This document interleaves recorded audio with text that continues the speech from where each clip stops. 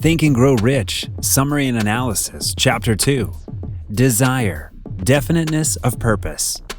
In this video, we will explore in depth key takeaways from Chapter 2, entitled Desire, of Napoleon Hill's classic on manifestation and the law of attraction, Think and Grow Rich. Be sure to listen carefully and even take notes and stick around to the end, as this material is invaluable to anyone who is a student of this timeless work. Before we get started, please take a moment to hit the like and subscribe buttons to be sure not to miss any of our incredible content in the future. Go ahead and get that done. I'll wait.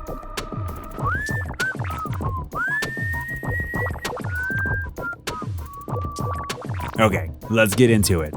Think and Grow Rich, Chapter 2, talks about the importance of the desire for anyone who wants to accomplish something. Definiteness of purpose. When one is truly definite on his purpose, he may burn all the bridges behind to ensure there is no way back. Also, you have to make the decision of being ready to stuck your entire life in order to make one step closer to your purpose.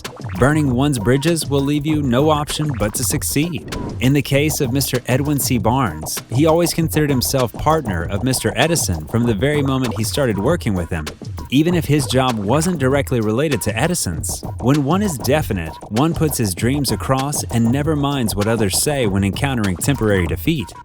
But this is not easy. Burning one's bridges is not always enough. In many cases, the turning point of those who succeeded came at some personal crisis where they were introduced to their other selves. The truth is, accumulation of riches is not left to chance, good fortune, or luck. It is the result of a long quest. As an example, Edison failed many times before he discovered the genius sleeping within his mind.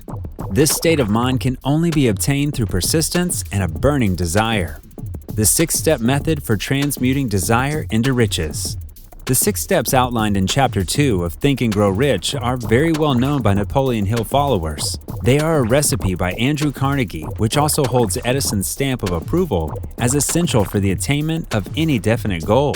However, those who have not been schooled in the working principles of mind will find these instructions impractical and therefore will be doomed to failure. Fix in your mind the exact amount of money you desire, as accurate as possible. Determine exactly what you intend to give in return, as there is no such thing as something for nothing.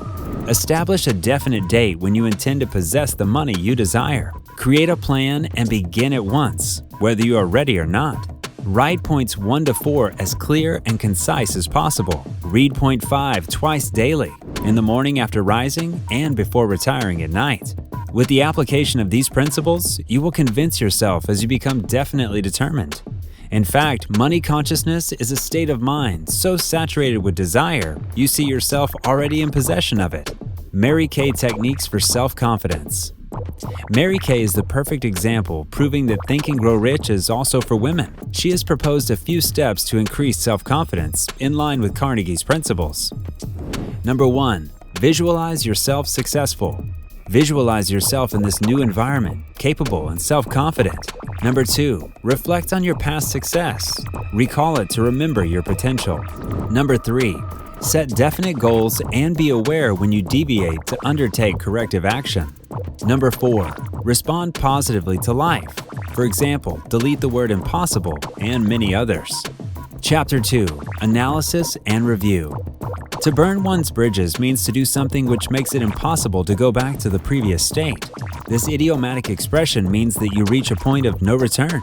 It comes from an aggressive military strategy, which says that when conquering new places, it's important to burn all bridges behind or burn your boats, so soldiers have no temptation to consider retreat. Soldiers know there is no way back, and therefore will do their best to be successful in their campaign and survive. In Chapter 2, we learn the success story of Mr. Edwin C. Barnes and Thomas Edison. Barnes admired Edison's inventions and dreamed about being partners with Edison. He left it all to go meet Edison and managed to obtain a low position within his company. With the passing of time, his faith in Edison's products and his hard work in the company resulted in Edison giving him an exclusive contract to distribute and market a particular device all over the nation. How much actual cash that original desire of Barnes was worth to him, I have no way of knowing. Perhaps it brought him $2 or $3 million. Whatever the amount, it becomes insignificant when compared to the greater asset he acquired, the definite knowledge that an intangible impulse of thought can be transmuted into its physical counterpart by the application of known principles. It is very important you follow the 6 steps to the letter. They may seem obvious, but they're not. They force you to have a clear target in your life and to think about what you are willing to do in order to attain your goals. Chapter 2 is about a practical materialization of the American old saying, "There ain't no such thing as a free lunch," which in Think and Grow Rich is expressed as, "There's no such thing as something for nothing."